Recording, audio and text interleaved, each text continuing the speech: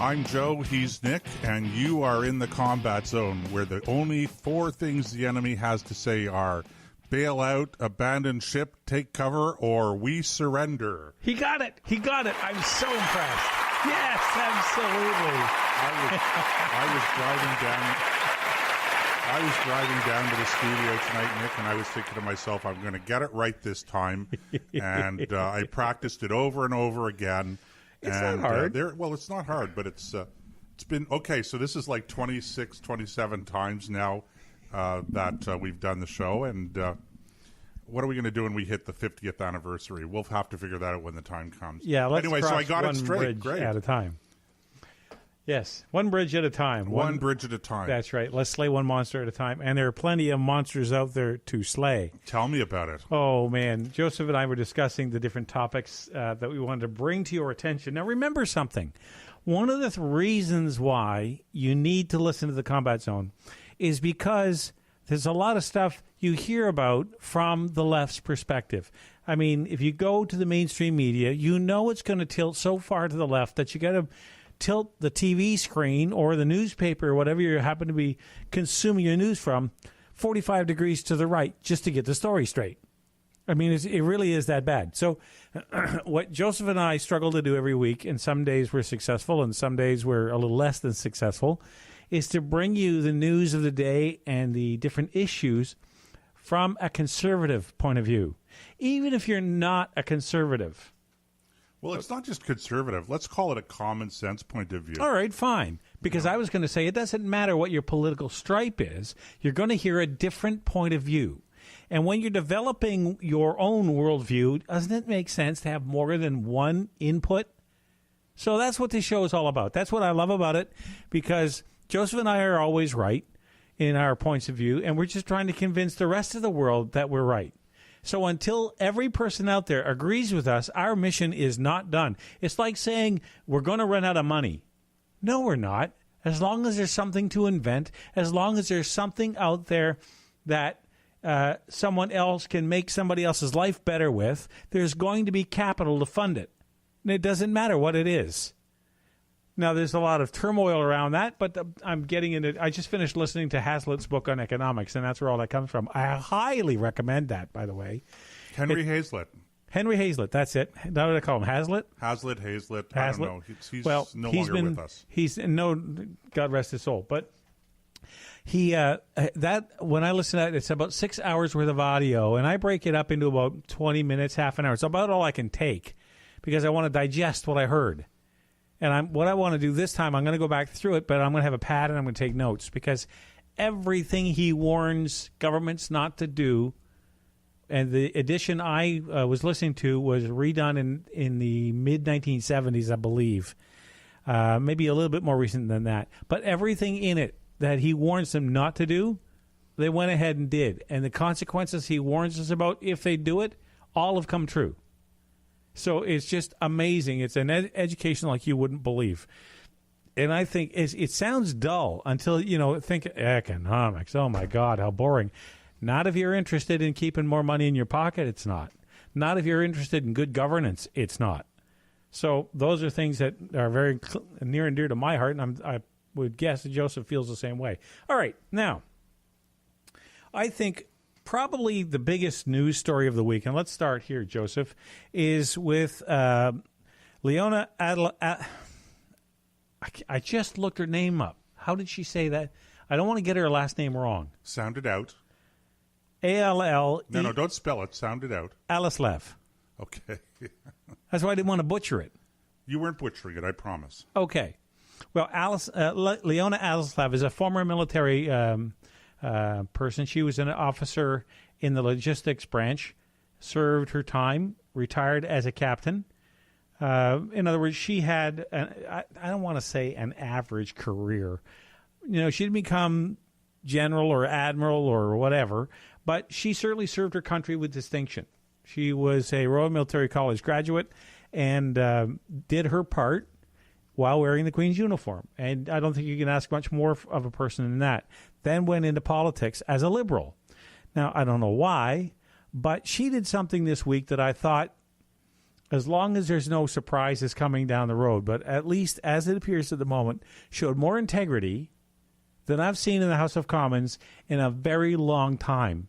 She let her conscience and what she knew was right dictate what she was going to do. She got to a point where she wasn't being listened to in the House of Commons. She's the MP for, let's see, I got the writing right here, Aurora, Oak Ridges, Richmond Hill in Toronto. So she was in a very liberal central. I mean, you know, but she would go to different meetings and things like that and make suggestions and offer critiques, and some was completely stonewalled. They didn't want to hear anything she had to say. And she finally realized there was no talking with this government. There was no trying to make things better. If you didn't say what they wanted you to say, then they didn't care what you had to say.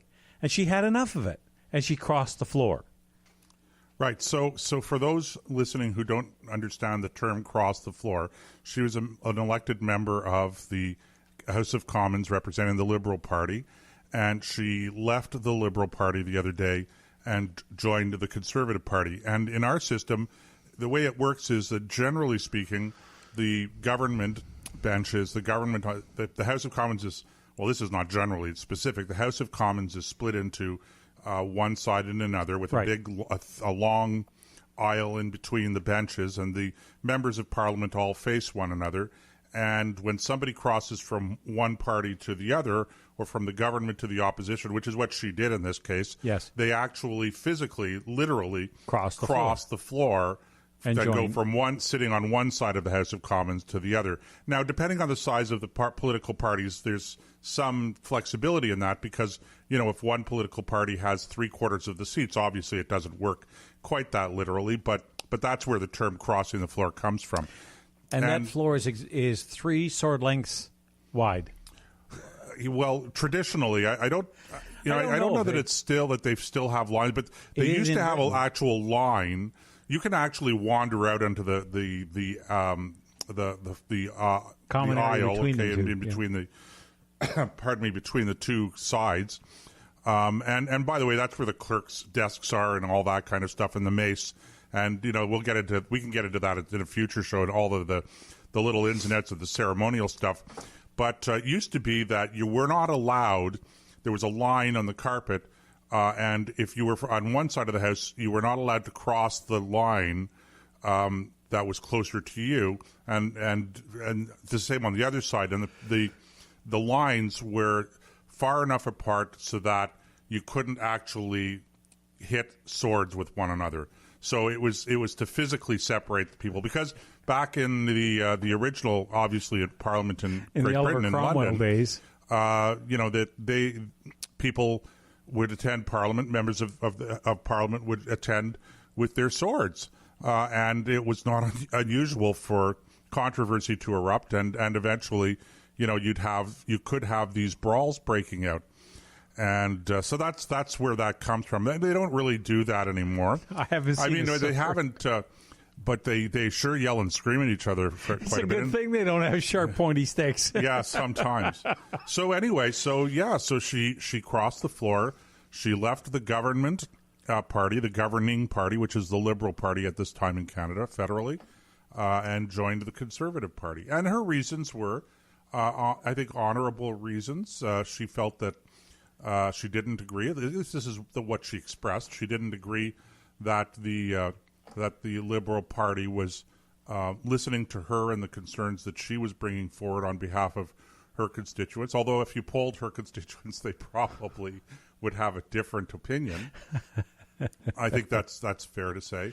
But the way she laid out her case, it was a very reasonable, well-argued case. She was concerned about the direction of the government of the country.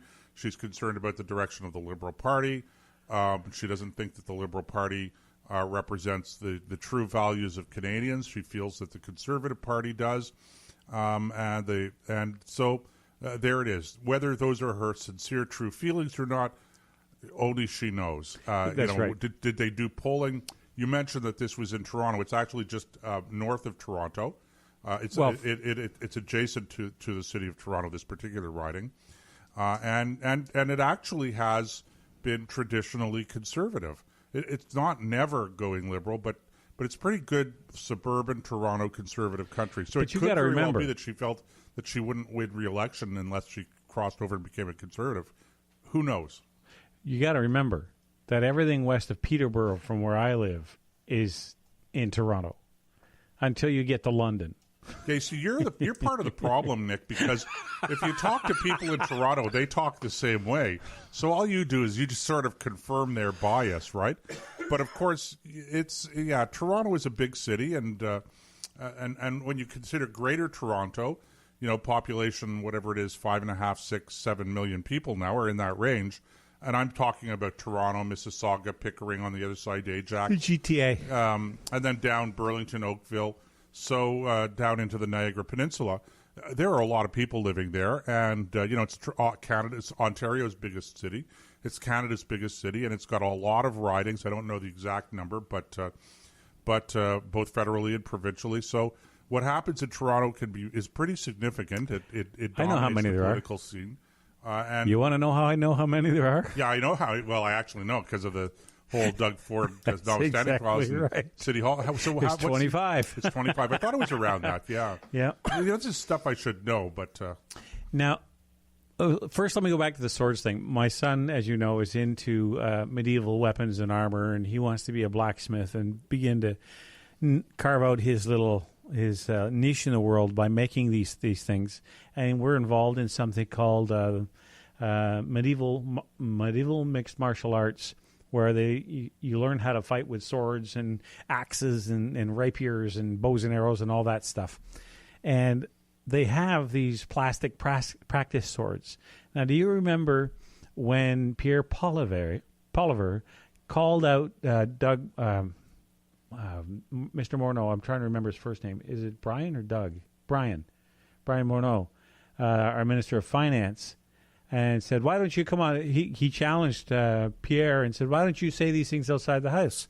So Pierre got up out of his seat and walked out to the foyer. I think it would have been a blast if they'd each been given a plastic sword and said last man standing wins the argument and go back to trial by combat. Plastic swords can't hurt each other with. You can leave some bruises and welts, but that would be a fun thing to watch. It'd be a lot of fun to see these guys actually go at it. But the other question, and this is, we're going down a sidetrack here, with Toronto, and it's very much, in a way, there's certain similarities with the province of Quebec. The city of Toronto, and I don't mean that in a cultural sense, I mean that in a political sense. Toronto sees the world differently than the rest of Ontario does, just like Quebec sees the world differently than the rest of Canada does. And that's what the kind of similarity I'm talking about. Given your vast knowledge on topics of this ilk, what would it take to make Toronto its own province? Because if Prince Edward Island can manage it, surely to God that Toronto could. well, yeah. Well, first of all, from a technical point of view, yeah, it is possible. There would have to be a constitutional amendment, so I don't know within Ontario itself what the process would be, but certainly to have an 11th as opposed to 10 provinces, you would have to have a constitutional amendment. And my guess is, I stand to be corrected on that. If anyone knows, they should call in. And by the way, the number to call is 844-415-2115. That's toll-free anywhere in North America. And don't forget, you can also chat by going to our website, if you're listening online, www.thecombatzone.ca. Click on Listen Live Now. And it is being monitored. I'm watching it as we speak. Yeah, and all you do is you click on the bubble in the player, and you'll go to the site where you can either go ahead and chat live with us, or you can, if you have to register, go ahead and register. It's absolutely free, no problem, and then you can chat live with us. Okay, so now that I got that out of the way, where were we? We were talking about making Toronto the common sense idea of making Toronto its own province. I'm pretty sure it has to, and this is why I said people could contact us just if they could confirm this. But I'm pretty sure you'd have to have a unanimous constitutional amendment. It would have to have another province. So that would mean that all 10 of the existing provinces would have to agree.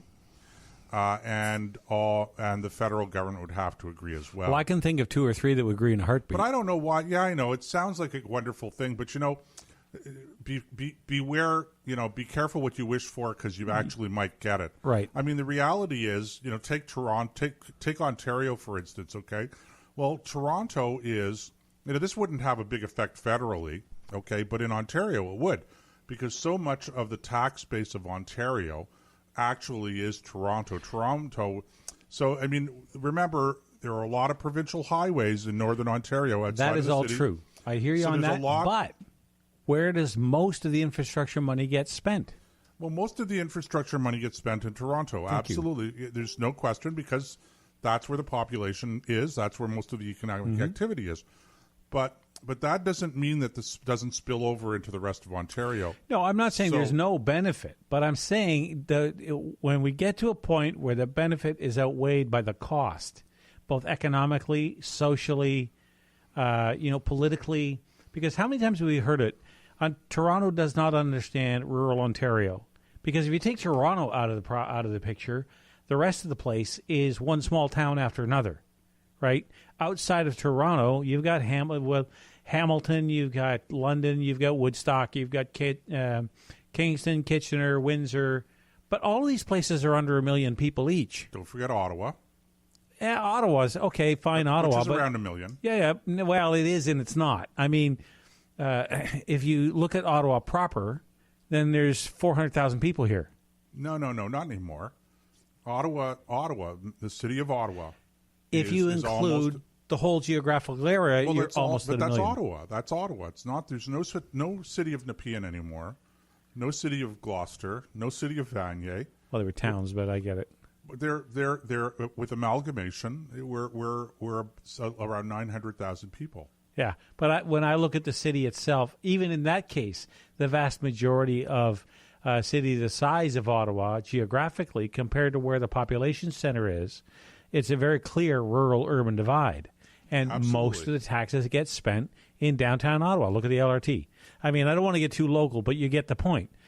So anyway, I just was still wondering about that, what the pros and cons would be, what the process would look like, because quite frankly, and thank God for Doug Ford, when we have good governance, and so far it's very early in this mandate, plenty of time to make mistakes, plenty of time to alienate people, and it's not uncommon, and every government has a shelf life, so he's not going to be premier forever.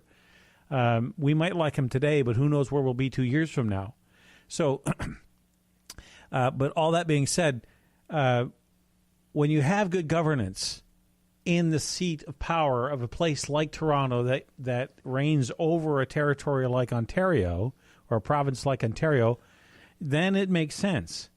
But the trouble is that's a minority of the time. Most of the time it's in the hands of people who have very socialistic attitudes, who have, grand schemes. For the rest of us, we don't want any part of. Look, I understand. Again, for those who don't know what we're talking about from outside of Ontario or outside of Canada, this applies to any city. We're talking about the Premier of Ontario, Doug Ford.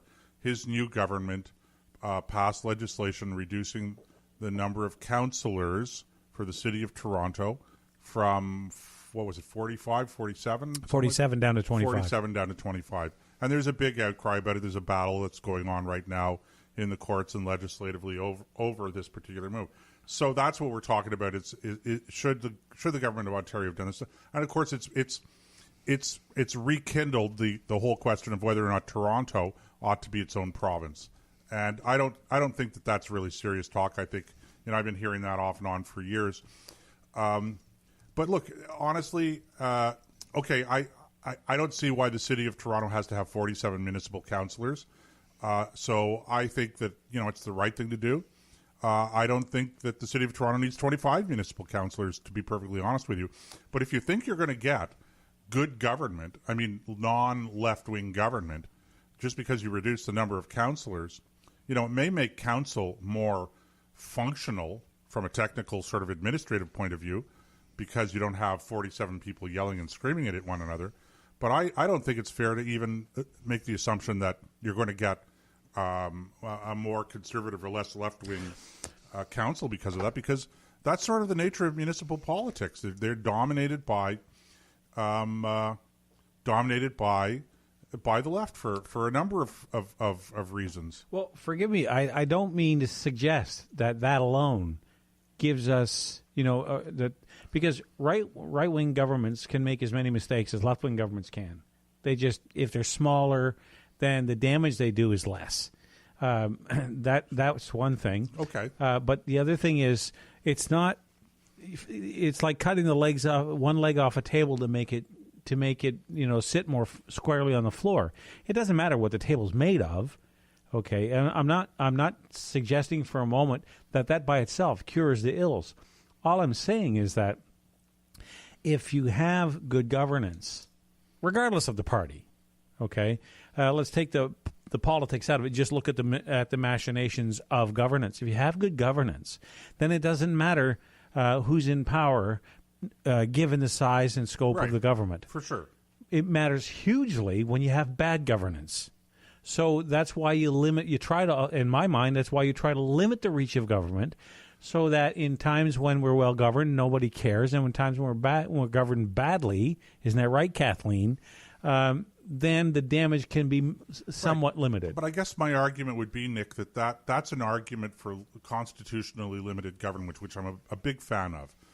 Strong, inviolable constitutional limits on what government can and can't do, and where it can encroach and where it can't encroach. It's not a factor. In my judgment, it's not relevant how many people are in government or what the size of the legislative branch of government is. You could have no legislative branch and still have the same principles that you're talking about.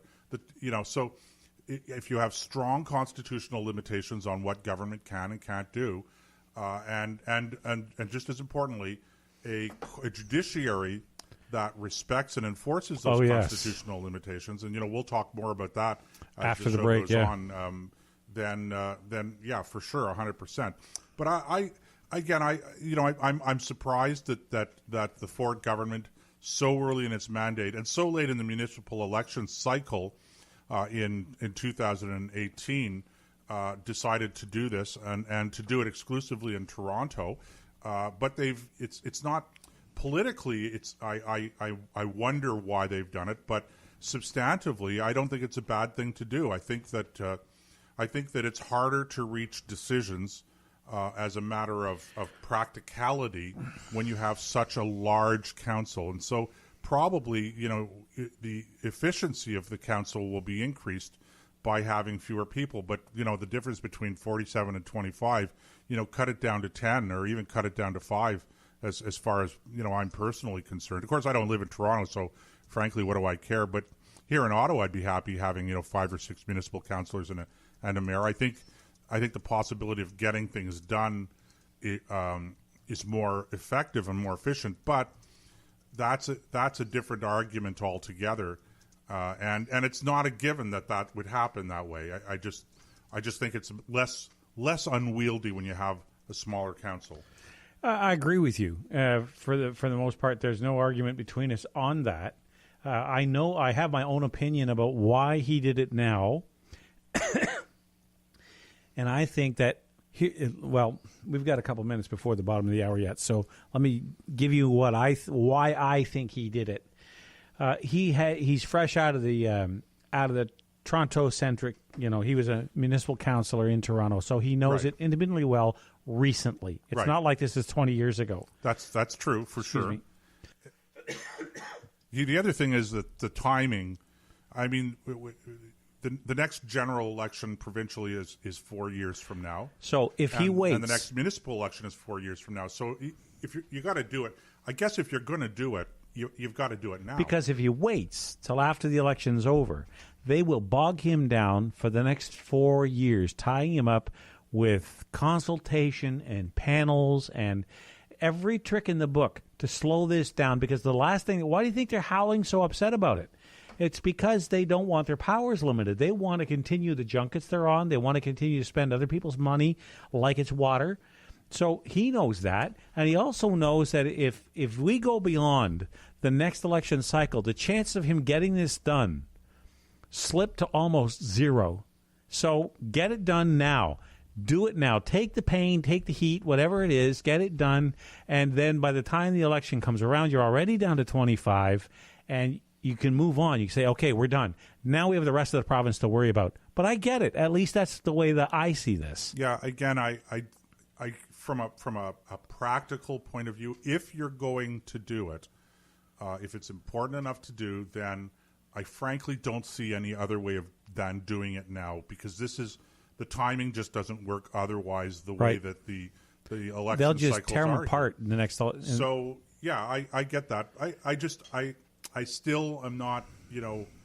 I'm not sure I understand the critical importance of this. That I think it sets a tone. He's expending a lot of political capital doing this. So he is, but I think it sets a tone and tells people, how determined he is to get this done.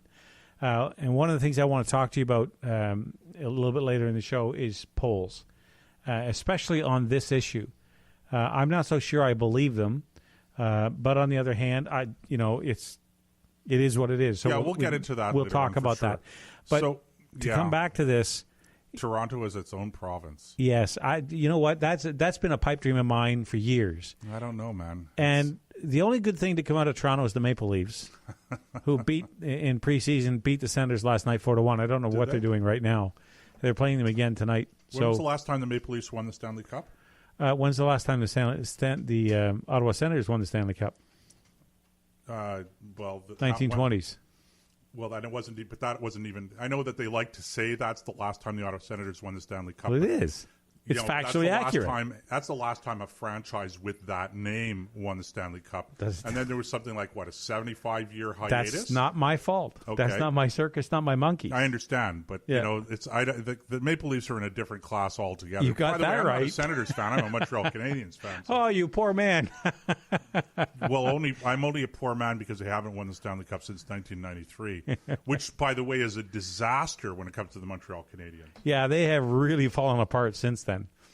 After the blow up of Patrick Roy and sending him off to the Colorado Rockies, where he won another one. Yeah, that was a big deal. Yeah, it was, and there's a lot of hockey history there. But the bottom line for me is the only good thing to come out. There's three good things to come out of Toronto: the Toronto Maple Leafs and the view out of the rear view mirrors on either door of my truck.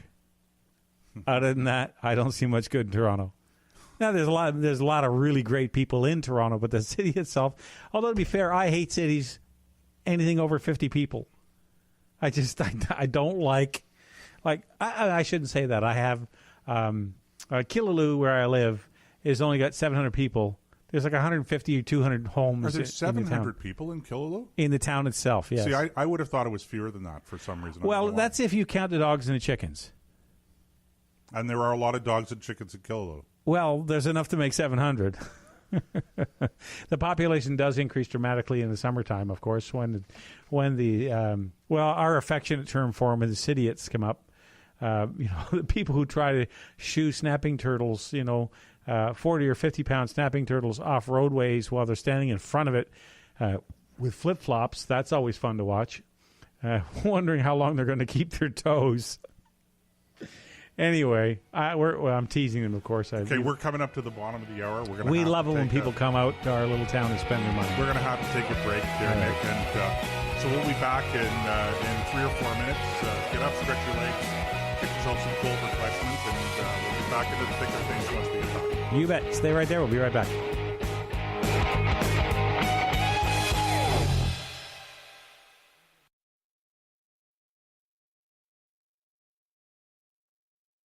Okay, welcome back to the Combat Zone, folks.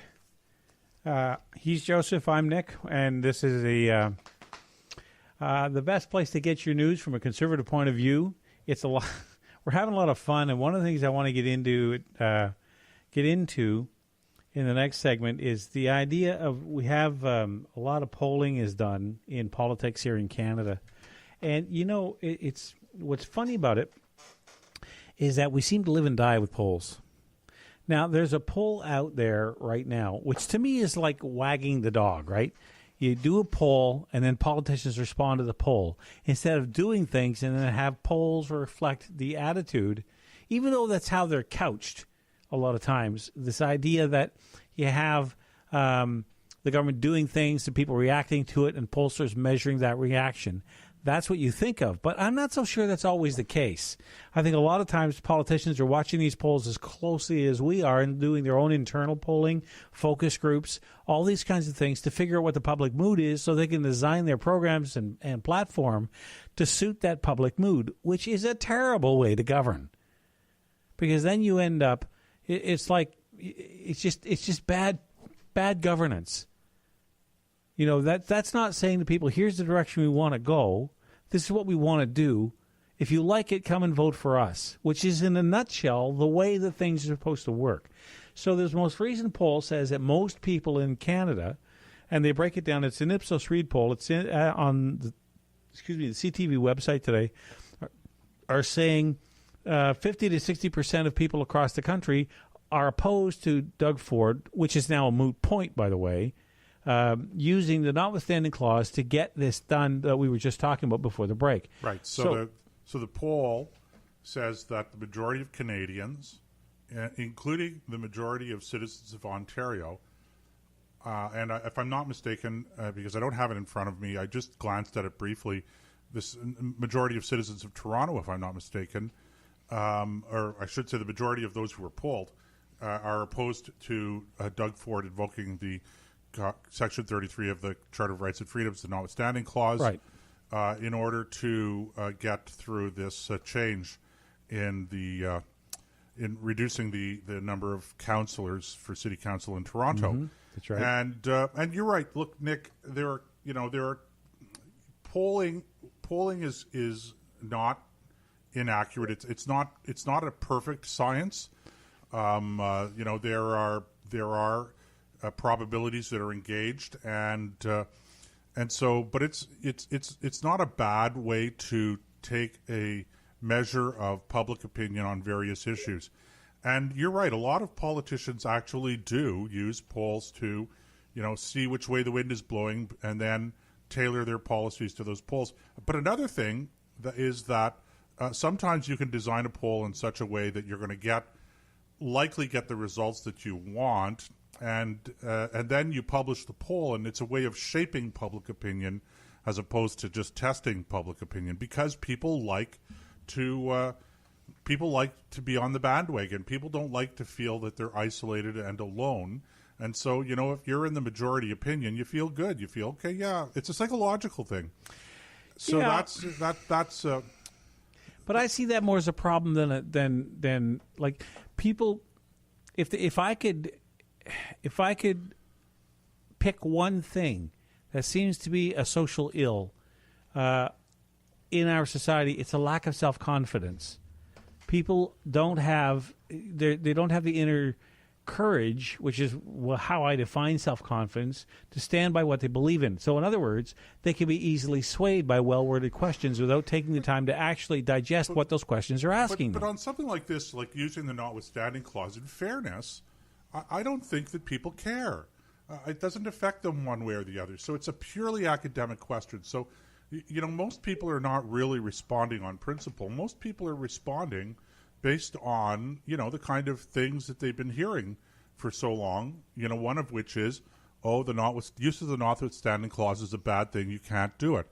And so they hear it enough, and I think that also to a degree in principle, it is, when you think about it, Nick, it is kind of strange that we in Canada have a Charter of Rights and Freedoms that's part of our Constitution. Mm-hmm. But built into that Charter of Rights and Freedoms is a clause that allows the legislative branch of government to suspend the Constitution as it pertains to a particular piece of legislation that is deemed to violate the Constitution. It is, I have to say this, okay?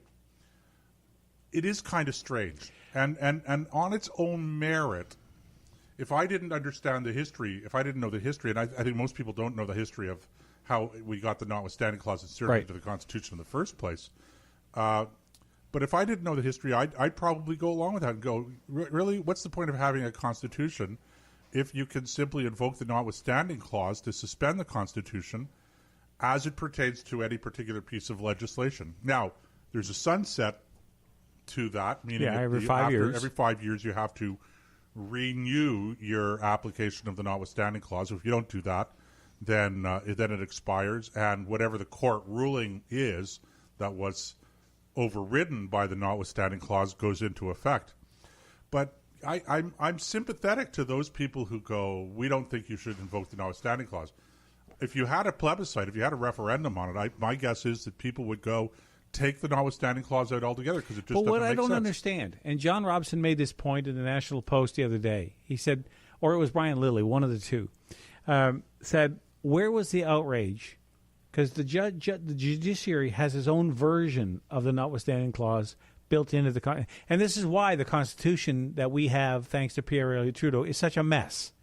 We had the British North Charter America of Rights and Freedoms anyway. Yeah, okay, but it's a dog's breakfast. This thing is poorly crafted, poorly worded, and is not the beautiful document, the simple document that the American Charter of Rights and Freedoms is, that everybody thinks is ours. You know, the Bill rights, of Rights. The Bill of Rights, yes, thank you. Well, but just on that, let me interrupt you. Sorry, Dick. The funny thing is for those of us who didn't believe in inserting a Charter of Rights and Freedoms in the Constitution at the time of the Patriation in 1982, the argument we had was that we actually do have a Bill of Rights. Yeah. We already have a Bill of Rights. We don't have to have it written in, and the Bill of Rights already had, because of in our system of government, we don't have a purely written, enumerated sets of rights and freedoms, etc., in a written constitution. So there are a number of acts and documents that take on the force of Constitution, and the Bill of Rights was one of them. So we didn't think that we needed to have this in the first place. Well, all of those rights were protected by the British North America Act anyway.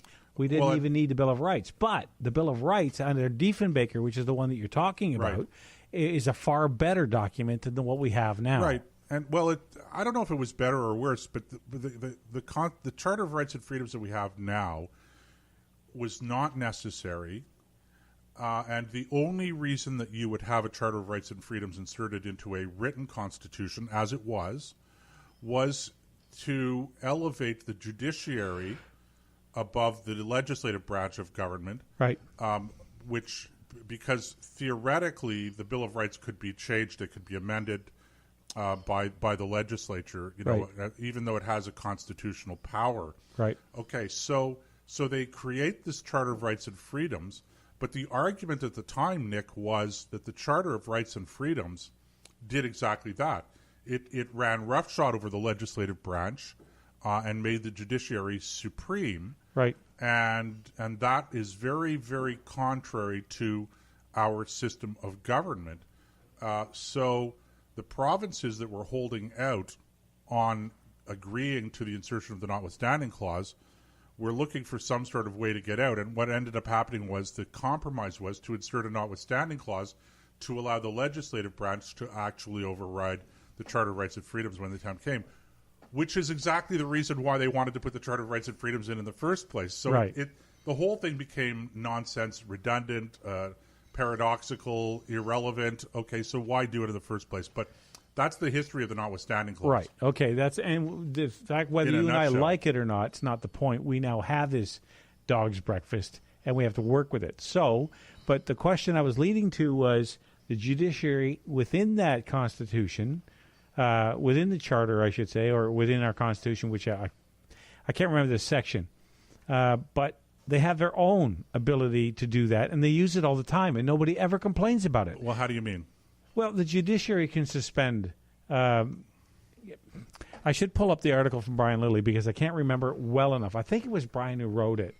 And he talked about the judiciary, Section 1A, if that makes any sense. Go on. Okay, but had the ability to do the same thing as the Notwithstanding Clause on a judiciary level. So nobody ever complains about that. But when Doug Ford tries to use a mechanism of the Constitution, okay, everybody says it's unconstitutional. Well, that's nonsense. It can't be both constitutional and unconstitutional. Yeah, well, the argument that the Notwithstanding Clause is unconstitutional is just patent. It's just. I know. That's my point. You can't. Nonsense. You can't have it both ways. In other words, But well, it's written. It's right. You invoke the constitutional. You invoke Section 33 of the Constitution. Right. Section 33 of the Constitution cannot be unconstitutional. Right. But everybody's saying it is. And they repeat this over and over and over again in the mainstream media. And people go, well, it's unconstitutional. They don't. This is what I mean about people don't have the ability to actually think and digest the information they're given anymore and decide whether it makes sense or not. And that, I think, part of it at least comes from the sense of either a lack of self-confidence, maybe even more dangerous is a lack of self-interest, in the daily affairs of government. Because as you pointed out on a show, if not last week, the week before, the fact that there's so much that's political now, people just got overwhelmed. It's not like it was in the 30s, 40s, and 50s when there were a few issues the government looked after and everybody could follow them. I get that too. Anyway, but I just think that when getting back to polls, that too often we end up with the tail wagging the dog. And that's why I'm not so sure that this poll is completely accurate. Like I think because it's a mechanism within the Constitution, set aside what I think of the Constitution, that Doug Ford had every right to use, especially for the reasons I've already articulated about what's going to happen if the court slapdown of his legislation had stood. Because it would have been years, if he ever got it done, to get that kind of thing accomplished. Now he can move on, get this done. It'll be in time for the election. They've already adjusted their election cycle and adjusted everything so that the people who want to run for the 25 seats can do it. And that was part of the judge's argument for his stay of this appeal or repealing of the legislation. Was the fact that this doesn't infringe with the freedom of rights of freedoms in the idea of freedom of self-expression. Yeah, I think that the original court ruling was egregiously wrong. I'm glad they appealed it. Yep. And I think that the decision that came down today from the Court of Appeal of Ontario staying the original lower court decision was the correct thing to do. And so now the use of the Notwithstanding Clause is moot. The original legislation is in force. The City of Toronto is going to have only 25 councillors elected this fall. That's right. And the use of the Notwithstanding Clause becomes irrelevant. The legislation invoking the Notwithstanding Clause had not passed yet. I think they were going to vote on it tomorrow, second or third reading tomorrow, right, or whatever, because it has to have the 3 full readings. So there it is. The whole thing has become moot. But again, I'm not a fan of the Charter of Rights and Freedoms. Not because I'm not a fan of rights and freedoms. Of course, I believe in rights and freedoms, and I'm a very strong believer in constitutional limitations on government. So, of course, I am not arguing against rights and freedoms, but my personal view, and it's talk about moot. It's moot now. It's 36 years later. Okay, the Charter of Rights and Freedoms is there. Get over it. We accept it. But as long as we have to have a Charter of Rights and Freedoms the way it's written and the way it applies, then if we're going to preserve our system of government, parliamentary Westminster system of government, representative government, then you have to have a Notwithstanding Clause that allows the legislature to pass final judgment on a particular piece of the constitutionality or the application of a particular piece of legislation, not the unelected judiciary. All right, let's move on because I think we've milked that cow dry. There's a couple other things going on that I want to talk about. There's a story about Trump, or not. It's not about Trump, but it might as well be. Isn't everything about Donald Trump these days? Yeah, I know. You know what? There are days, if I never heard his name again in a 24-hour news cycle, that'd be fine with me. But the man is who he is. He is what he is. And he's doing what he thinks is right for the people who elected him. So he's working for his constituents. In North Korea, on the Korean Peninsula, today, the story out about, I've gotten a little bit of feedback on this on Facebook. I just got to find the right story here. No, not that one. North Korea, here it is. Okay. So North Korea and South Korea are making kissy face with each other. They're building kissy face. Yeah, it's an old term, boy, but right. I haven't used it in ages. But anyway, they've agreed to start removing guard towers, lessening troops, pulling back. They are taking the nuclear test site in North Korea and beginning to disassemble it, including the engine testing bed, under UN supervision. Now, I can hear everybody, and I know, Joseph, you've expressed this too. I don't trust this guy, and I'm talking about the leader of North Korea, because he's made overtures before. Not like this. And I'm not saying he'll do it. I don't trust him either. Don't anybody think that I trust this. I like Rocket Man. I really think that's the perfect name for him, this little greaseball. But so far, everything seems to be moving in the right direction. They're going to look at allowing family reunification between North and South. And once you start down that road, once the population gets, especially in the North, gets a whiff of that kind of liberty and freedom that they have in South Korea, I don't know how you stop that from becoming an avalanche. Right. Probably analogous, I would say, to the situation between East and West Germany prior to its unification. The difference, of course, is, and as you know, this Kim Jong-un in North Korea has, the North Koreans governments have promised various American administrations that they're going to do certain things in order to get concessions, and in the end, they either have not followed through or they've followed through for a short period of time, and then they've reneged on the deal. Yeah, the proof is in the pudding, no question. Yeah, so I think that Donald Trump handled them well. I think it's the signs that we see in bits and pieces and in spurts. 2 steps forward, 1 step back, 3 steps to the side. It's kind of like doing the Macarena dance or whatever it is. I don't. So I don't know. I'm kind of in the wait and see category. It's encouraging, but I would say that we've been down this road before a few times, and only to be disappointed. The big thing, I think, will be to see if they actually have those person-to-person contacts, if they actually do follow through in any way, shape, or form in a meaningful sort of way. Fair if enough. They do, and if the scale is large enough, then I tend to agree with you. It's going to be pretty hard to put that genie back in the bottle, as it were. Exactly. Now, the other reason I mentioned this story, I mean, look, at face value, at least this is good news from the point of view is the tension is not increasing, it's decreasing, even if it's only for a short while, because as you've just articulated, we've seen these kinds of tricks and sleights of hand from the North Korean government under different leaders. All of them happen to be called Kim at one point in their lives.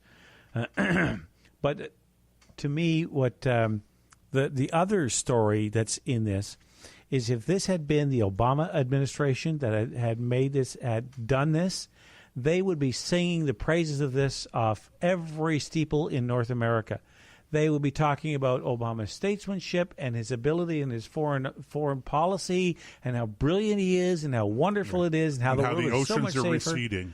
Exactly. We see he could have stopped global warming. Yeah. By the way, did anyone notice that the oceans did not actually start receding with his election? Yes. Not only that, they haven't really risen much either. But the point is that here it is, because it's Trump. The mainstream media in the West. Now, one of the reasons I mentioned Facebook is somebody pointed out they did carry it on BBC and they did carry it on Reuters. The vast majority of Americans do not get their news from BBC or Reuters, for that matter. That's true. It's CNN, it's NBC, it's MSNBC, it's ABC, it's you name it. Fox News. Let's not forget Fox. They're the big boys. They're right. And you know what? Now, maybe they covered it. I don't know. I haven't looked at that site today, because it's dated September 19th. Guess what today is? But Nick, it's old news. I mean, it's old news to the extent that we've been hearing since the summit between President Trump and the president of North Korea. We've been hearing about concessions and about the back and forth. As I said, dancing the Macarena on the international diplomatic scene. Yeah, but it wouldn't be old news if it was Obama, is my point. Yeah, you might be right. I don't doubt that. But you're wondering, why are they not reporting on it? Okay, if it was Obama, they probably would be singing his praises. But, and Fox News would be saying, the story from Fox would be the other way. Don't believe it. Don't believe it. We've heard it all about this before. Right. So, and in fact, they would be right in saying that, but if that was in fact what they were reporting. But I suspect that, people are not covering it because it's just not registering anymore because it's kind of background noise. And, of course, the big story right now in the States is the nomination for the Supreme Court. Kavanaugh. And Kavanaugh. And we'll get into that at the top of the air in the next hour. But right. So stay tuned for that because I think that'll be an interesting discussion to have as well. Oh, no doubt. But I think that's as much a part of it as just that it's old news. It's a new announcement, but it's not. It's the same kind of announcement. Oh, we're going to do this, we're going to do that, and then we're not going to do it, and then it's happening, it's not happening, and then people sort of tune out and they go, okay, and who's playing on Monday Night Football tonight? Yeah, it's Wednesday night, so I get that. Football, it's just to me, it's the double standard in the news media because your average steelworker in Pittsburgh couldn't care less. No, the average steel worker in Pittsburgh is wondering what's going on with those Pittsburgh Steelers, man. In other words, he's got more important things on his mind. Wow. As long as the missiles aren't arching down towards Toledo, he doesn't care. I mean, it's a disaster when the Pittsburgh Steelers only managed to squeak out a tie with the Cleveland Browns. Is there a more inept team in the NFL than the Cleveland Browns? Well, there might be, but on a consistent basis. You know what? I'm no huge NFL fan. I love my CFL, but you don't have to hang around football long to know they haven't had a good team in years. Now, as Don Rickles would say, don't write in, okay? We love the Cleveland Browns. Okay? Don't write in. Don't complain, okay? We're just joking, guys. It's just a joke. I watched more or less an old Jonathan Winters clip from the 1950s, and it was his take of the story of Jonah and the whale. And what's the name of the captain? Not Jonah and the whale. Moby Dick. Captain Ahab. Captain Ahab was effeminate. Laugh. Oh, my God, it was funny. I mean, you want to talk about politically incorrect, but he just was. He had all the. He was brilliant when it came to doing that kind of stand-up comedy. I'm thinking about getting the complete Johnny Carson set. Oh, yeah, of all of so the that interviews? I could spend 20-some-odd years watching one episode every night. Oh, God. Johnny Carson was just brilliant. He had a way. I've been watching a lot of different personnel. Like, one of my favorites is when he had Don Rickles, my three top Johnny Carson interviews, Don Rickles, Jonathan Winters, and Mork and Mindy, Robin Williams. Oh, my good Lord, if you want to laugh till you can't even see straight, you got to watch those. The other one was when Johnny Carson gets in a go-kart, drives it around on stage, and knocks over some of the props on the stage. That was funny, too, but that was way in his early years. Yeah, Johnny Carson. Great, the great one. Is he still alive? No, well, he's dead. Jay Leno ended up taking his place. Yeah, but I didn't know he died. I thought he retired. No, he died. He died. But he didn't die in harness. He didn't die while he was on the show. He retired. Yeah. Jay Leno took over the show. And did a brilliant job. And did a good job. I like Jay Leno as well. But nobody comes close to Johnny Carson, I don't think. I'm not going to argue with that. Oh, dear. Johnny Carson, Don Rickles. I mean, and Don Rickles, man, I'm telling you, like, you would never get away with the kind of stuff that Don Rickles does. He did the roast for Reagan. Well, he was a regular on that was the Dean Martin roast, yes, right? It was. They did the celebrity roast. He roasted Reagan, and he had a way of putting things like Don Rickles was Jewish, of course, and he turned to Reagan. What do you mean, of course? Well, for some reason, a lot of the most brilliant comedians are. It's not a knock. That's just a statement of fact. I get it. I know you didn't mean anything. You run down the list of the great comedians of the 20th century. A lot of them are Jewish. Yes, and a lot of them aren't. Yeah, well, that's true. Probably most of them aren't, actually. No, I don't know. When you look at the top flight, anyway. Besides that, you You like the Jewish comedians. Yeah, maybe. Buddy Hackett. Oh, God, funny. But so Jerry anyway, Lewis. all of these guys. Sammy Davis Jr., of course, wasn't Jewish, but he did become Jewish. So I didn't know that. yeah, he did. He converted to Judaism. But the point I'm making is that he turned to Reagan, and Reagan's sitting there, and he goes, "Now you shut up. It's my people that put you in office." And the place explodes, but nobody else could say that. Right. Just absolutely. And Lauren Green, who was Jewish, I didn't know that until recently. Yeah, Lauren Green was Jewish. He just about fell off his chair. He was laughing so hard. So brilliant guy, brilliant comedian. And the best line he ever uttered in any of his movies was, "A deal. Maybe the guy's a Republican." Yeah. I remember Kelly's that. Heroes. Kelly's Heroes. Great movie. Great movie. Are we? Are we coming down? Okay, we're coming up to the. Okay, we're having too much fun here off topic. Yeah, we're coming up because we're coming up to the top of the hour. Let's take a bit of a break here again, and when we come back, let's get into our American politics friends down there and all of the shenanigans going around with the Brett Kavanaugh appointment to the Supreme Court and the accusations that have come forward against him. Okay, it's almost as fun as Canadian politics. Oh, I don't know. There's not much that tops Trudeau. Okay, so we'll be back in a couple of minutes.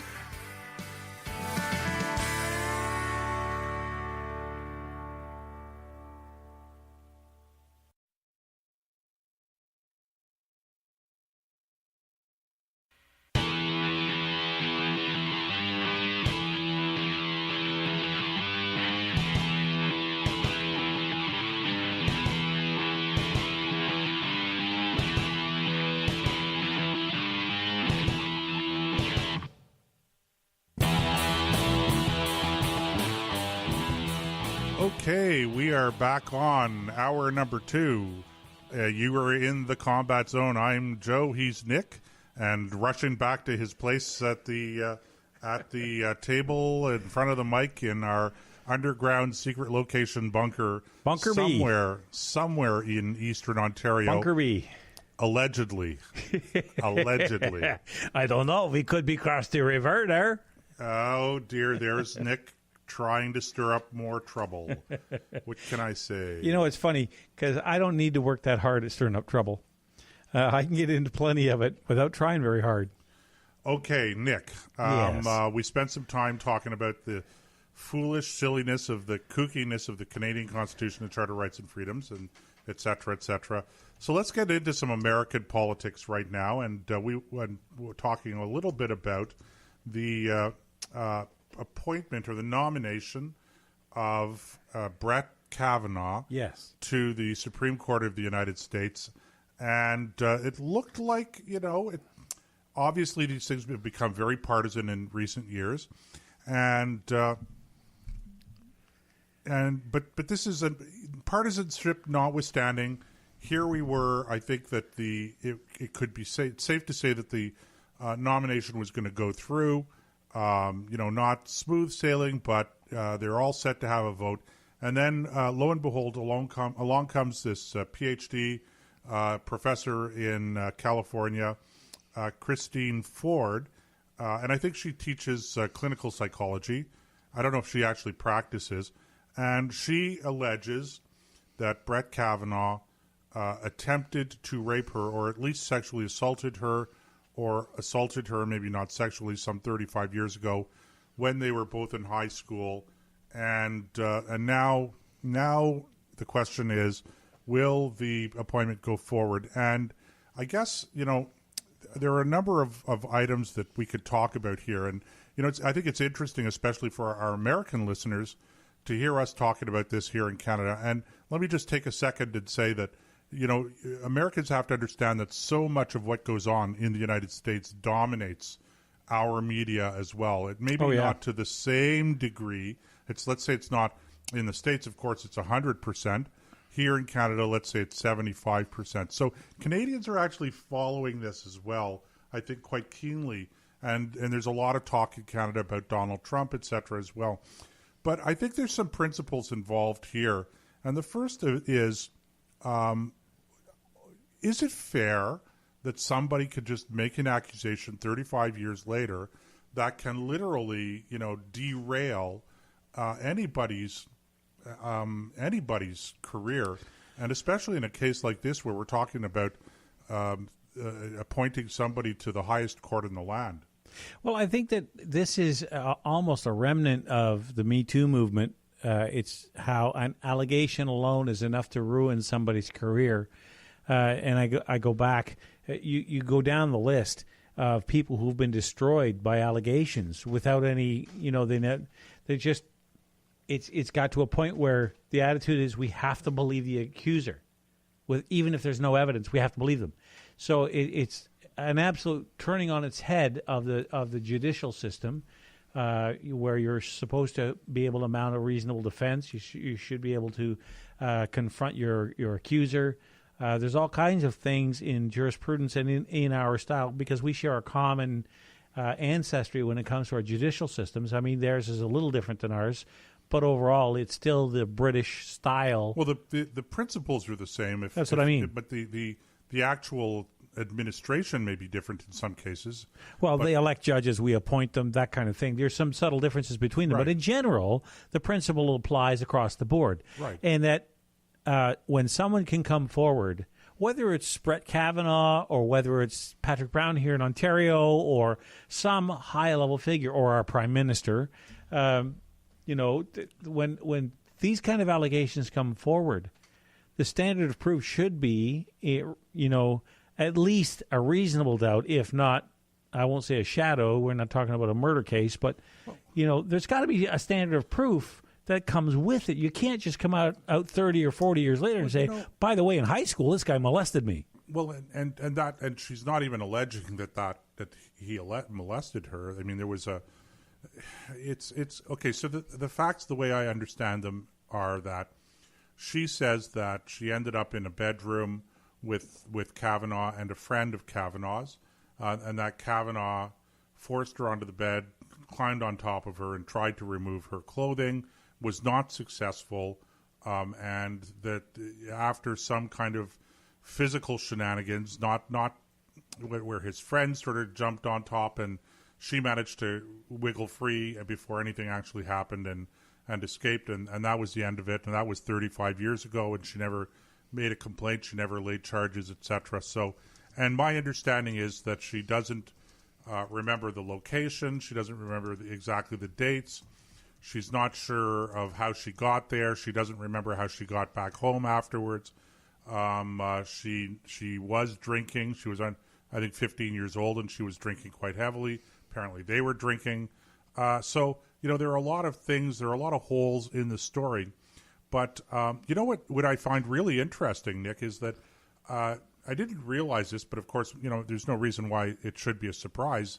My wife and I were watching one of these cold case, sort of not the true crime documentaries on this in the States that play once a week, Dateline NBC or one of these things where they've highlighted crime and how it got solved 15 years, 20 years later, etc. And there was one case of attempted murder where this girl, an older teenager, was viciously beaten with a shovel, left for dead. She recovers. They have DNA from the scene, and they're trying to find the perpetrator, aren't able to do it right away. But the biggest problem they have is that even though they have the DNA, that the statute of limitations is going to run out. And so, it begs the question, is there not a statute of limitations on, I don't know, I don't even want to call it attempted rape because I don't think you could call it that. But even if it was, is there a statute of limitations, and how does that work? It just seems to be so, from a purely legal perspective, so patently unfair, quite apart from the politics of it. Well, yeah, that's a good point. Let's try to set the politics aside. It goes back to this cultural idea. And remember something. First of all, if she doesn't remember all those other details, how can we trust her to remember with that kind of clarity those details? I mean, if it's foggy because you've been drinking, then the whole scene is foggy. You don't get to, you don't all of a sudden become a little more sober. and I don't want to get graphic, but you know what I'm talking about. I understand. And I don't mean to suggest either that we should never believe the person making accuse when somebody brings forward serious charges like this, because these would be serious. This is stuff people go to jail for a long time for, and you can destroy reputations, families, careers. All this stuff goes down the drain with this. So when you come forward with this, you better make sure you're right. You better make sure there's evidence to back it up. You have to have eyewitnesses, people who will swear in a court that this in fact took place, because the physical evidence for a crime of this nature is often hard to come by. Right, but is this set aside the legality of it? And by the way, I'm going to tell you something. I don't know. I'm not going to suggest, nor do I have any reason to suggest, that what she is saying is true, that it was Brett Kavanaugh that did this. Right. But I'm inclined to believe that something happened. And maybe it was somebody else and she's not sure. And, she thinks it might have been him or whatever. But I'll tell you why I'm inclined to believe that something happened. I'm inclined to believe it because there are so many holes in the story. Because if you're going to make up a story, why would you make up a story totally, completely from start to finish? It's fiction. But I'm going to say that I don't remember what house it happened in. Or I don't remember how I got there or come back. The very fact that there are holes in the story, in my judgment, make the event credible, but not the details. Okay. Okay. So did Kavanaugh do something as a teenager that was inappropriate? Yes, maybe he did, maybe he didn't. I don't know. To me, ancient history, teenagers do stupid things, and maybe this is a case of it. I don't know. I don't think it's fair to come forward 35 years later with the accusation and then have all of the circus that's going on erupt. I don't think that that's fair. No, and I agree with you. But in fairness, I do think that something happened to this lady around that time. Details, I don't know. I can't. Nobody could say right now. Well, the other thing to keep in mind is because he's like 14, he's born in 1965. This takes place in 1981. If it's 36 years ago, okay, so that makes him about the same age, 14 or 15. 14, 15. I don't know exactly what year it happened, but my understanding was he was 17 or 16 or 17. In that okay, range, so we'll put it in that ballpark. Yeah. The actual year, I'm not so sure matters. But, and I'm not trying to be unsympathetic. I don't want people thinking, oh, well, he's just, he's a guy, he's defending guys, and he doesn't care about women. No, because sexual assault is a very serious crime. And I think that when you have a sexual assault, it is something to be taken seriously. But that's part of the whole process, isn't it?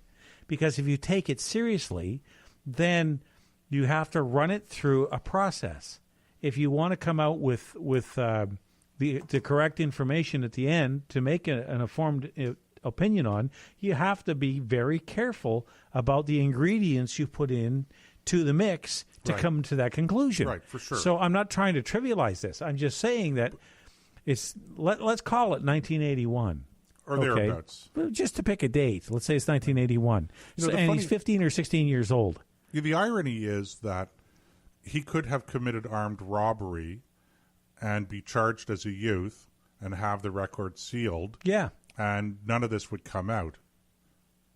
I don't think it would come out. Maybe politically it would, but certainly not from a legal perspective. At this point, though, now you have to bring politics into it. Because the question is, if it did take place 36 years ago, why is she only bringing it up now? Well, I guess that's a fair question, which kind of leads me into my next observation. By the way, our number to call if you want to join in is toll free anywhere in North America, 844-415-2115, 844-415-2115. I guess, Nick, that I look at this and I go, this is the equivalence of a political lynching. They're trying to lynch this guy. Not enough evidence, an old allegation, unsubstantiated, shaky at best, murky with respect to facts. Held on to. My understanding is that Senator Feinstein had this information for a number of months, held on to it. Suddenly, the media gets a hold of it. How did the media get a hold of it? The senator was saying, well, I was holding on to it because Dr. Ford, who was the accuser in this case, didn't want it made public, etc. All of a sudden, it's public.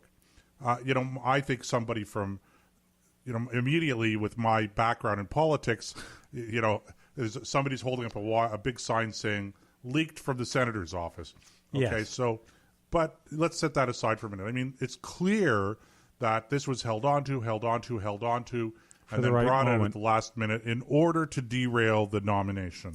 I think that's a very reasonable conclusion to draw. And I think setting the seriousness of the charge aside, because had he been charged with tax evasion, had he been drunk driving, regardless of the charge, they could have done the same thing, because you're applying to be the one of the top judges in the country. Any sin committed, would have been enough to ruin him. Had it been, serious, like I'm not talking about jaywalking or running a stop sign, but. Well, I don't know, Nick. Let me tell you, I think the allegations here against him are more serious than the allegations that were brought forward against our Prime Minister, Justin Trudeau, but not that much more serious. In other words, what's the difference between groping somebody on a bed, and let's remember the facts the way that the accuser, Dr. Ford, has laid them out. Her recollection is that he tried to remove her clothes, but didn't or couldn't. So how much of that was just struggling? How much of that was groping? How much of that was horseplay? I don't know. Okay, but, the fact is, according to her, that he didn't remove any articles of clothing. So he jumped on her and touched her inappropriately. I think that that's a fair thing to say. Whether and I'm saying I'm not saying it was Kavanaugh.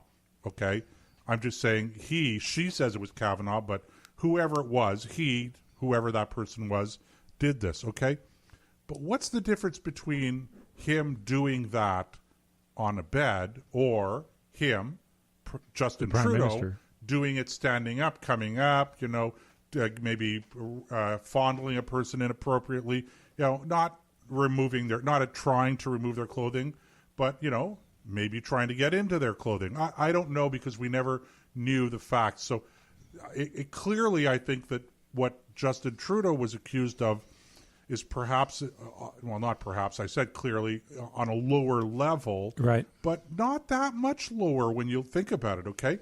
So look at the pass that Justin Trudeau gets, okay? And I'm one of the people that gave him a bit of a pass. I'm going, look how long ago it was. Give the guy a break, different era. He acknowledged he'd done something and had apologized for it. Move on. And so look at that, and then look at the three-ring circus that is in down in Washington over this nomination. Well, I think when you stand back and you look at the whole picture, you've got a president that the Democrats hate. You've got a president that the press hates, unlike anything I have ever seen. If you thought they hated Bush, they got nothing. Bush had nothing, no kind of hatred like they have towards Trump, because they can't manipulate Trump.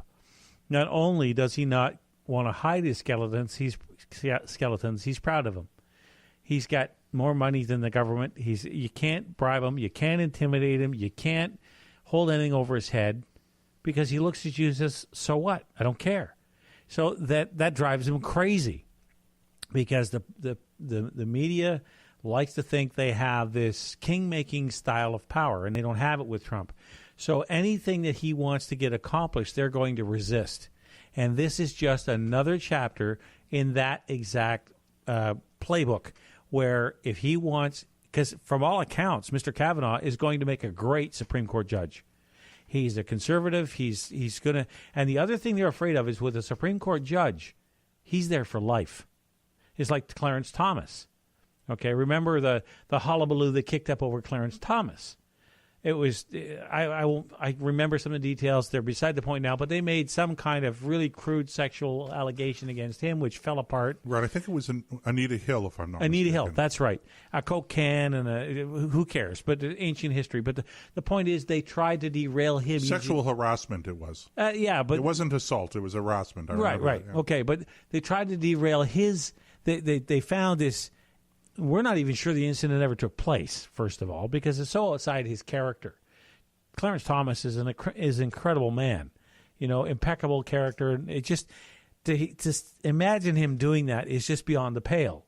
I think one of the reasons why a lot of these Democrats think up these things if they're manufactured, and I'm not suggesting this case is, but there are certainly cases in the past where they've certainly embellished, if not manufactured cases, is because it's not outside the pale for them. They think that way.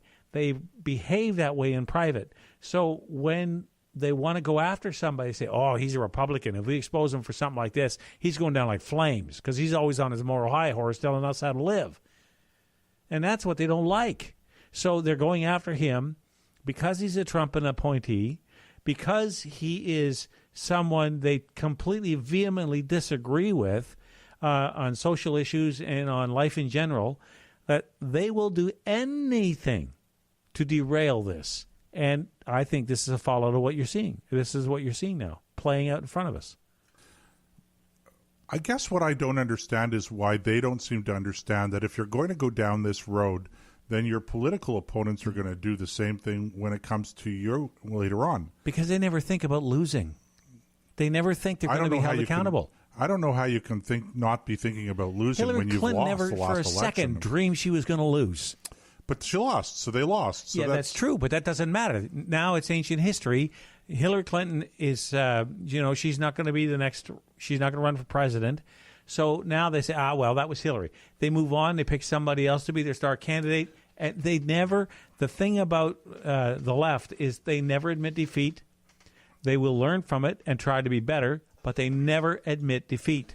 So talking about Trump derangement syndrome, okay? Yeah. Seriously, have you been following the controversy about how many people died in Hurricane Florence? It wasn't Florence. It was an earlier hurricane. Oh, you're talking about in Puerto Rico? Yeah, in Puerto Rico. Oh, there's a huge scandal about that. And how everybody's dumping on Trump because he's saying he doesn't believe it was 3,000 people. And nobody's asking, and I got into this on Twitter a little bit this past weekend about this whole thing. And I call it quack journalism. It's where somebody reports something and then, the whole herd of wannabe journalists, wannabe Pulitzer Prize winners, okay? All they do is they follow along and they report what they've read somebody else reporting it. It doesn't matter whether it's true or untrue, but to me, the story is not did 3,000 people die, and that's what the whole controversy has been, is somebody says 3,000 people died, I don't know, a year or something after the fact, and Trump says 3,000 people didn't die. They told me it was whatever it was, 67 or some, very low number. Now it's 3,000. How is this possible? I don't believe it. And now the story is Trump denies 3,000 people died. What an idiot. Really, the story is if, in fact, 3,000 people did die as a result of the hurricane, why is it took a year for them to report? Why did they report originally that it was only 67 people? To me, a real journalist worth his or her salt is going to dig into that, because I think that's the real story. The real story is how do you go from 67 to somewhere around 3,000, irrespective of whether Trump agrees with it or not. That's a sideshow. But nobody focuses on the real story, which is a very important governance story, because somebody must have fallen down on the job somewhere along the way. Somehow the accounting... I hate to make it sound like just a numbers thing, but the accounting for the death toll was screwed up. And if it's screwed up in something as serious as this, where else are they screwing up with respect to their statistical keeping track of? Well, there's a couple of other little. I don't want to call them sidebar. Well, I guess sidebars is the best thing to keep in mind. A way to look at it is that you have the mayor of San Juan and the governor of the territory now either arrested and charged with allegations or convicted and in jail based on corruption charges. They found thousands of skids of fresh water just sitting on a runway that never got used. Right, I saw that. Yeah, it's an aerial photograph. They said it tasted bad, so they didn't use it. Yeah, compared to the seawater they otherwise would have had to drink. But no, I don't believe that. No, I don't even know what it means. That's my point. Tasted different. Ludicrous. Tasted different. You know, tap water tastes different in every city. Of course it does. And then well water, spring water. It depends on what kind of water. So tasted different. I get tasted bad. It's tasted bad. But here's our we're crying out for emergency aid because we don't have fresh water. People are dying in the streets. Of course, at the time, only 67 people allegedly died. Right. But now they're saying it was 3,000. These people have no running water, no facilities, no anything as a result of this hurricane. And yes, there are these thousands of bottles of water. We tasted a couple of them. They tasted bad, so we didn't use them and didn't tell anybody about it. Yeah. It's not we didn't use it. So this really this only came out this past week. I know. I'm looking at it. It's a long strip of pallets on a runway, half covered with blue tarps, and somebody took a picture of it. And how do you then give credibility to the news organizations who are saying 3,000 people died, and Trump is going, no, only 67 did? You've got the two lead administrators for the island in jail or under arrest and being charged for corruption, sitting there with hundreds of thousands of bottles of water on a runway when 3,000 people died. If anybody's in trouble over this, it's not Trump because the water got there. It's the people who didn't distribute it just because it didn't taste the same. Well, this is what I want. If I'm an editor at a credible news outlet and my reporters are coming to me saying, what should we look into here? There's something's going on. I'm sending them to Puerto Rico. I want to know what's going on with that water, because if they're saying the water was tainted, that water had to come from somewhere. Let's find out where it came from. It just seems to me that there's a health issue. I mean, surely to goodness, if you thought that water was tainted, you reported that, and health authorities back in the continental United States, where the water came from, I assume, are going to follow that up, and they're going to want to know what's wrong with this, or they're going to send inspectors to Puerto Rico to test the water. Well, none of that happened. On top of that, if the company that sent it, okay, I'm imagining it's a private company that the government bought the bottled water from. I don't think the government bottles the water itself. But the company isn't only going to ship it to Puerto Rico. And if that water is tainted, where else did it go? And is there anybody sick from it? Or did anybody die based on tainted water? Well, that's my point exactly. Yeah, surely to goodness there was an obligation on the part of the government in from Puerto a health Rico, and safety point of view, from a health and safety point of view, to report this. But nobody's following. Nobody's digging into that, and that's a real public interest story. That's a story that it potentially impacts the health and safety and welfare of Americans wherever. Okay, or wherever the water came from. Maybe the water came from Canada. I don't believe the idea that this water was tainted. Because if it was, we would have a crisis wherever this water was sent, besides Puerto Rico. And I haven't heard anything about it in the news. No, and I don't think they reported it. I don't think that any of that happened. No, I don't think so either. There's huge problems with the credibility within the mainstream media these days, and this kind of reporting isn't helping. Okay, we're down to the last half hour, so we're just going to take a bit of a break. We'll be back in a couple of minutes.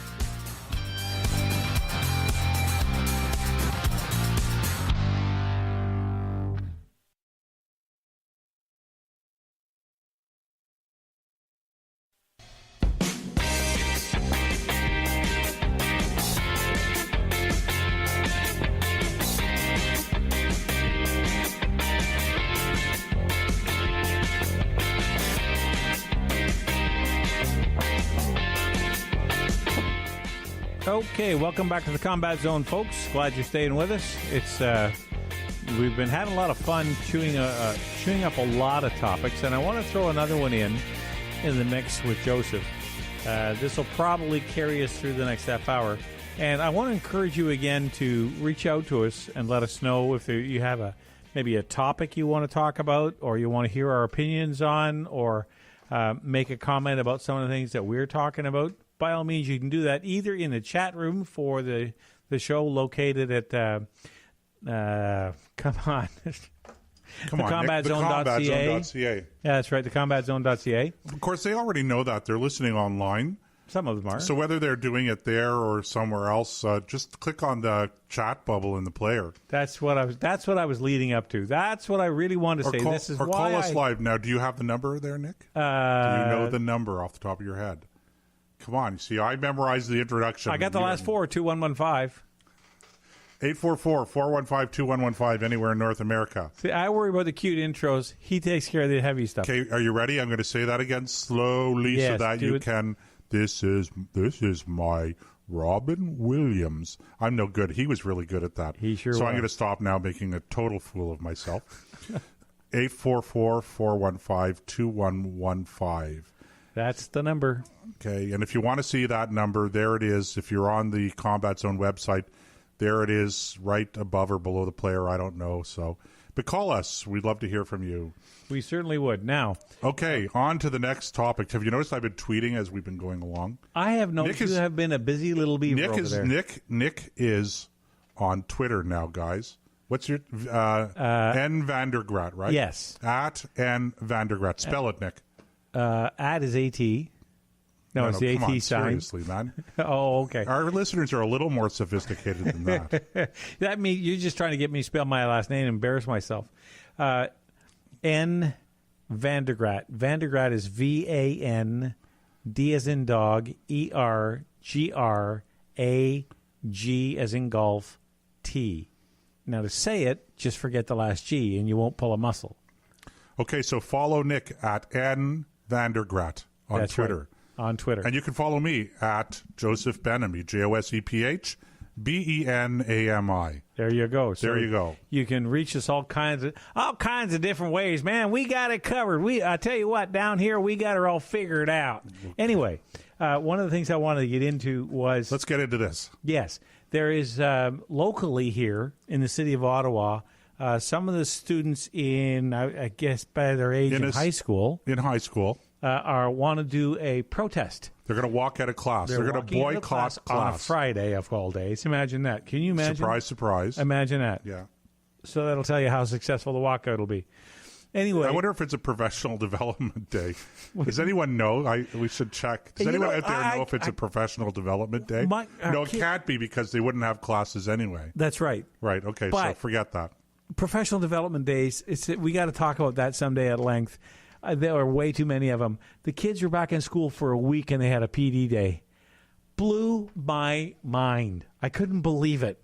Like, I think we had 2 of those, if any, during the school year.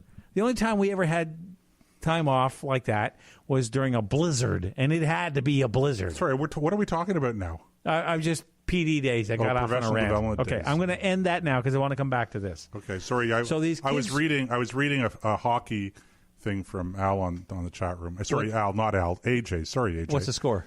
No, that wasn't it. Oh, okay. Because I know AJ, we're not a hockey podcast. No, but we enjoy hockey, and I want to know how badly the Leafs are beating the Senators. They beat them 4-1. Yeah, they beat them 4-1 last night in the first preseason game. So it's preseason, I know, but it's fun. I don't care, just as long as they beat them. Anyway, so these kids have decided that they're going to protest the changes, as they put it, the rollback to 2015 in the sex ed curriculum. And they're worried that their younger brothers and sisters coming after them won't know what bullying is all about, or the word no means, getting consent. When I first read it, I thought, well, first of all, and there's a broader issue I want to get into here, but just to address this, that's what parents are for, to tell you when it's appropriate to do something and when it's not.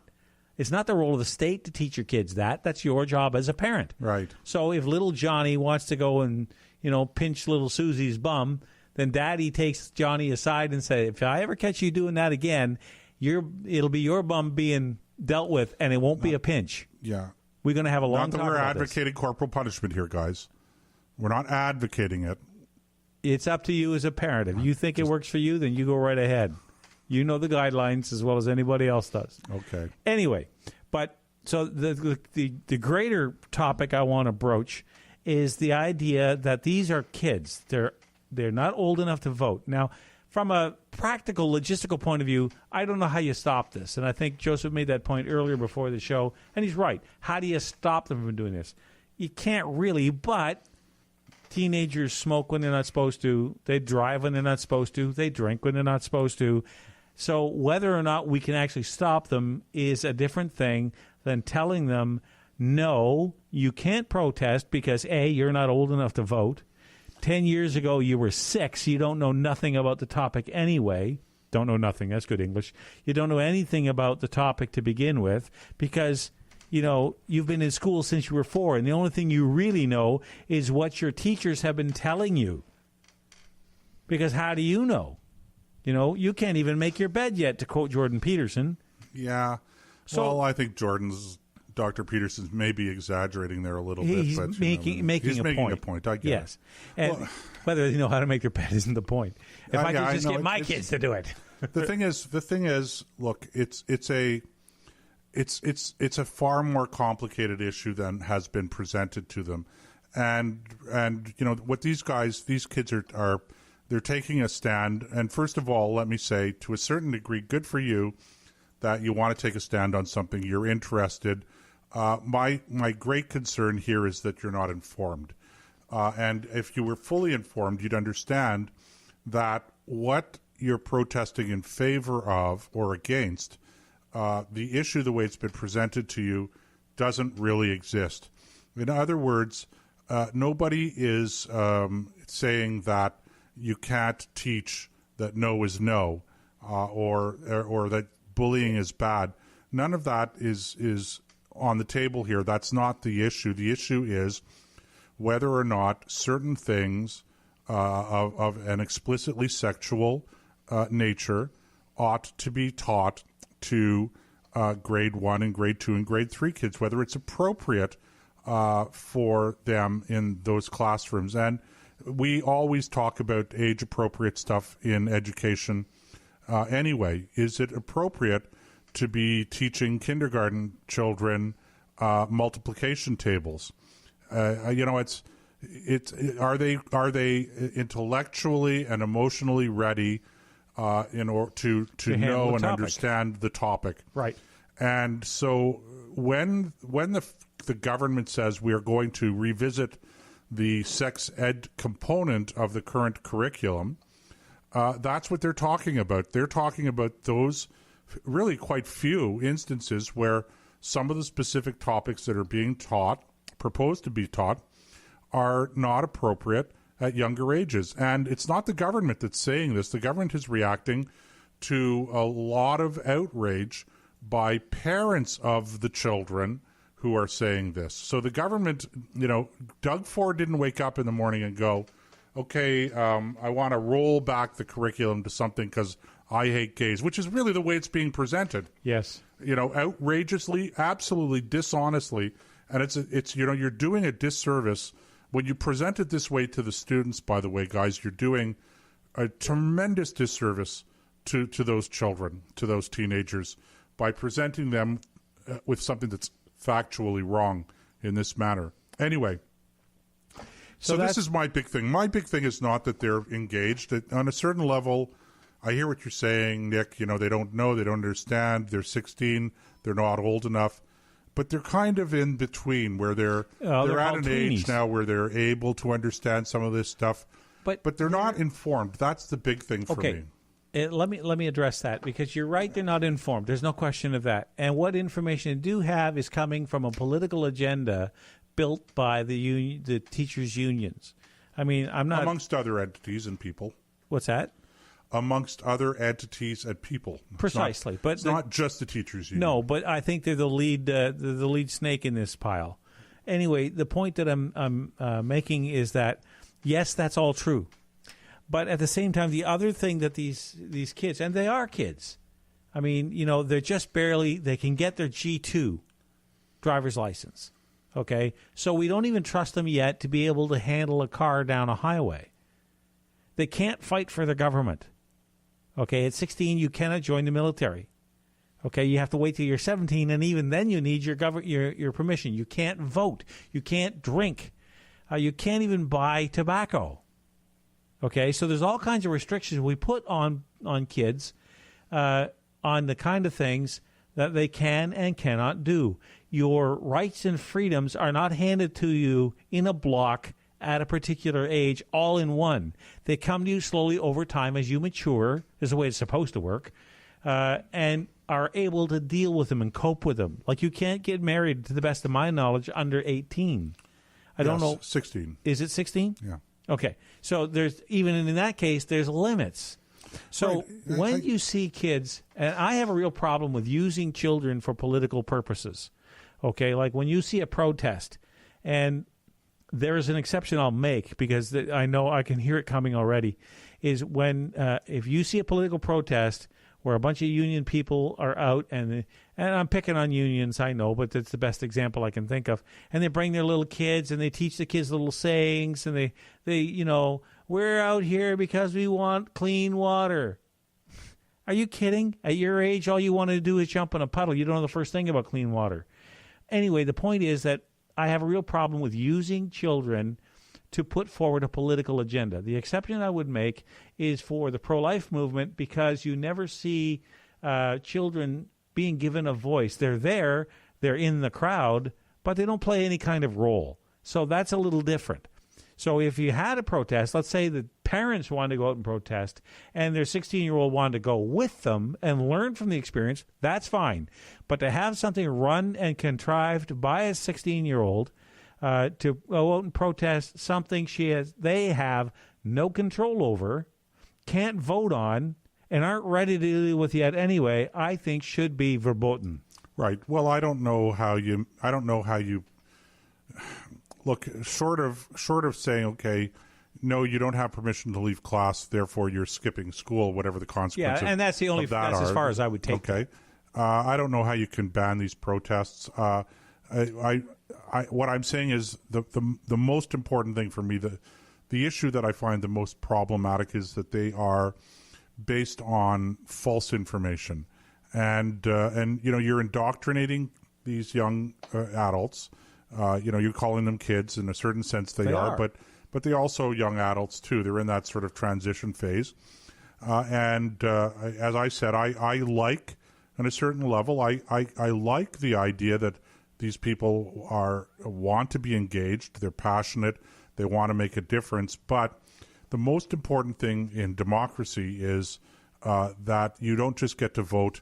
You have to exercise your right and your obligation to vote in a responsible manner. So get informed, and don't automatically, if you're listening to Joseph Benamy or Nick Vandergraat and you're getting a certain side of the story, okay, and we're going to say our side of the story is the correct side, our facts are correct, our interpretation is correct, we're making good points, we're wonderful people, we're smart, we're right most of the time, not all of the time, but most of the time.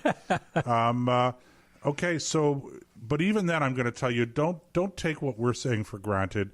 Go out, investigate, look into it, and when you do, then you're going to find that there's another side of the story, and maybe when you weigh the facts, and you have to make sure that the facts are indeed facts, then you may come up with a different opinion on some issues, okay? But this whole sex ed curriculum thing has just been blown way out of proportion, I agree with the concerns that were raised by parents. My kids are no longer in school, and in any event, they weren't in public school. They were in private school. They were in private religious school. They weren't going to Upper Canada College. Just make sure people understand that. Okay. We sacrificed to put our kids through private school in the environment that we felt that was more conducive to their growth as people and raising them as responsible adults. So I don't have this curriculum problem with public school. And in any event, our children are all grown up, and they all have they're married, and they have their own. Most of them have their own children as well. So it's not for me to say one way or the other on that level. But I do understand the concern that was raised by parents. If I was a parent in that situation, I would raise the same concerns. A number of the things, and we're not going to get into the details because this is a family-friendly show, but there were a lot of sexually explicit subjects that were just not appropriate. And that is the whole issue. That's the whole issue. Is it's not about bullying. It's not about, no is no. It's about very explicit sexual teaching that is not appropriate for the younger ages where the curriculum was mandated at being taught. And if you dig into the facts, and I'm addressing myself now to students who are considering to be some of these protests, or are concerned, and maybe they're not considering a protest, but maybe they're just concerned about the issue. If you dig into the facts, that's what you'll find out. And when you find that out, then you'll know that all of the people that are going, oh, he's homophobic and they hate gays and they're in, what, we're all pro-bullying? Is that what it is? You think Doug Ford is pro-bully? I mean, get a grip on yourselves, guys. You need medication maybe. I don't know. Anyway, the point here is if you're going to get engaged politically, and I think that that's a mark of good citizenship. I do too. You have an obligation to ensure that if you're passing judgment, which is what voting is all about, and what protesting is all about, you're making a judgment, you have an obligation to ensure that you have all of the facts in front of you. And when you have all of the facts in front of you, we are still, from time to time, as free human beings, going to disagree. But let's make sure that we're disagreeing on something that's worth disagreeing over, not over the facts. In this case, the facts are not in dispute. Well, I hear you and I agree with you. And when I say that they shouldn't be allowed, I guess I should rephrase that and say they should not be allowed to organize and lead protests because there's so much that they don't know about the way politics works, about the way the world works. But under no circumstances do I want to be accused of saying you just don't think kids should get involved. Right. Well, no, I don't think you're saying that, Nick. Because I have said in the past, tongue in cheek almost, that I think the voting rate should be raised to 30. Because until then, what do you really know? I don't really know about 30, but I wouldn't be upset if we raised the voting age back to 21. I do think that there's a value in that. And I'm going to tell you the truth. I'm not advocating this, but I'm intrigued by the idea that one should have some skin in the game before one votes as well. Well, if you're not a taxpayer, if you don't work, you don't pay taxes, you sit at home in your parents' basement, even if you're 30 years old, what right do you have to say how the taxes I pay or that you pay, Nick, should be spent? There is an element of that. I don't know what the answer is to that, Nick, but it's an interesting question. It's also not historically without precedent. If you go back to the rules in the founding of this country, to become a senator, one of the things you had to have was skin in the game. You had to be a landowner because that's where the wealth of the country was derived. That's where all your rights are based, is in your ability to own and use and dispose of private property. So that is not historically out of the question. That's, as a matter of fact, that was a very big part of what it took. You had to have a certain amount of money on hand.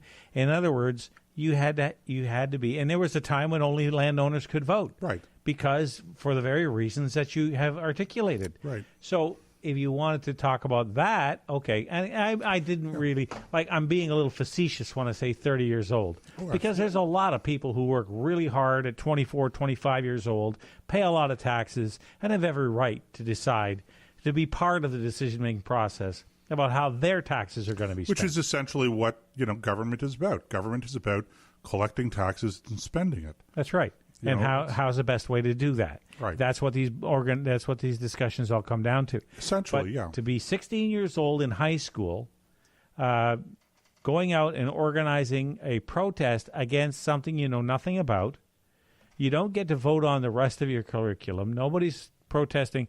Like if you wanted to protest something, go out and protest the way you're being taught math. Demand to go back to a system that actually teaches you something rather than the garbage we have in our system now. And it's just that if you're going to protest something, well, make it worthwhile. I guess if you're going to go down that road. Here's the thing.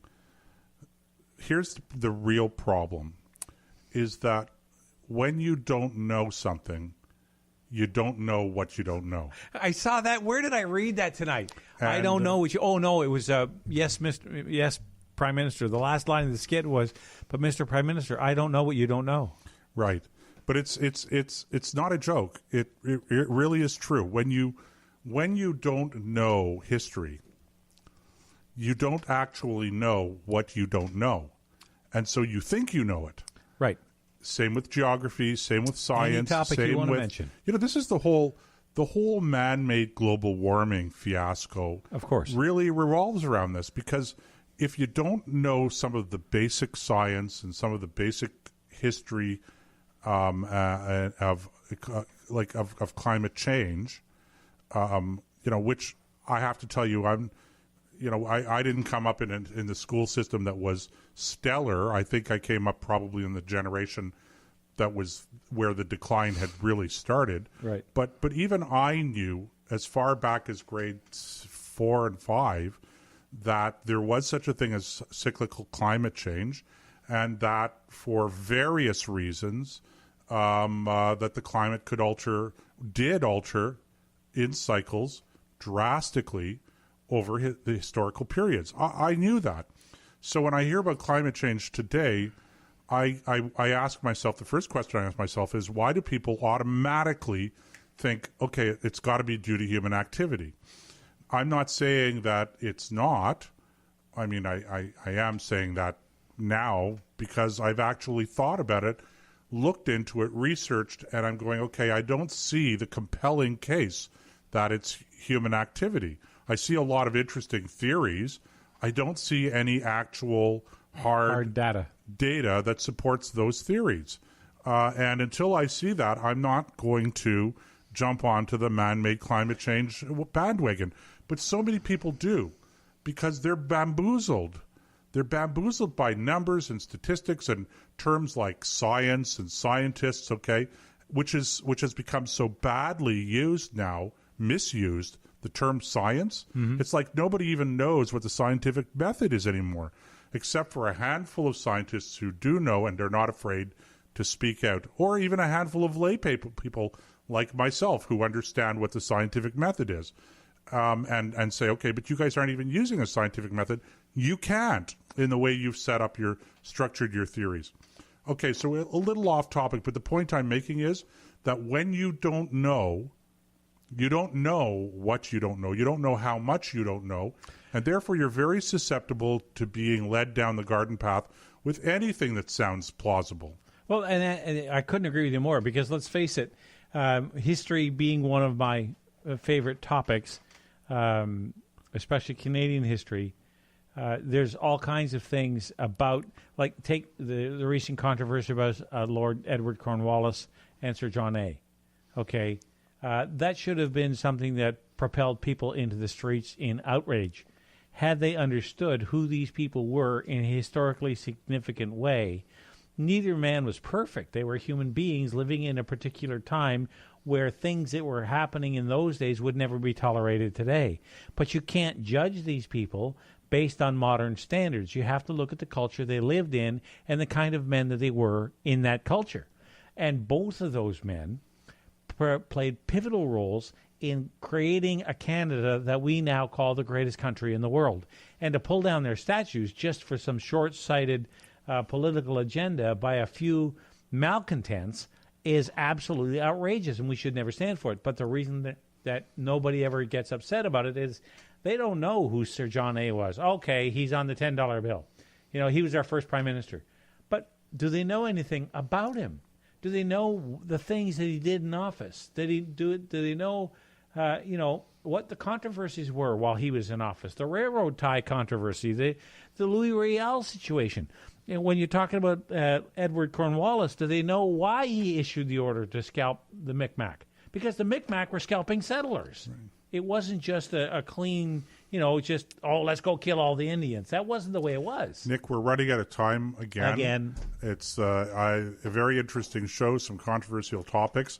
Ladies and gentlemen, if you want to leave a comment, send us by email, comments@thecombatzone.ca. That's comments@thecombatzone.ca. And I'm running out of things to say again, Nick. I could keep going on and on, but I think that's it. We'll catch you next week here in the Combat Zone.